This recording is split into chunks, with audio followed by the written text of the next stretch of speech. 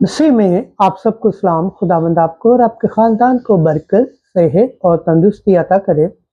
मसीह यीशु नासरी के नाम से आमीन। हमारे लिए आज की अंजील मुकद्दस लूका के मुताबिक 9वां बाब 43 से 46 आयत। इब्ने इंसान हवाले किया जाएगा। शागिर्द इस बात की बाबत पूछने से डरते थे।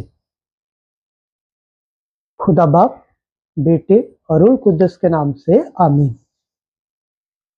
उन दिनों में जब सब उन सब कामों पर तहज्जुद करते थे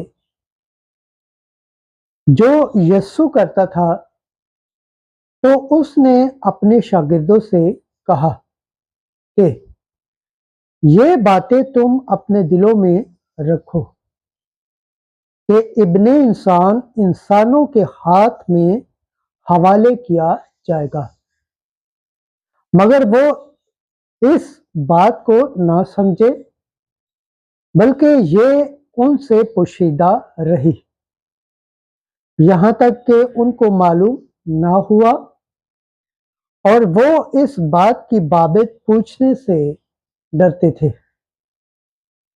अंजील मुकद्दस के वसीला से हमारे गुनाह माफ किए जाए। ऐ मसीह तेरी सताइश हो। खुदावंद के पाक कलाम पढ़े और सुन जाने पर खुदावंद की बरकत हो, खुदावंद का शुक्र हो। आमीन। खुदा बाप, बेटे और रूह कुद्दस के नाम से आमीन। अजीज दोस्तों, आप सबसे गुजारिश है इस चैनल को ज़्यादा से ज़्यादा शेयर करें, लाइक करें, सब्सक्राइब करें और कमेंट्स करें और बेल आइकन को प्रेस करना ना भूलें ताकि हर आने वाली वीडियो का नोटिफिकेशन सबसे पहले आप तक पहुंचे।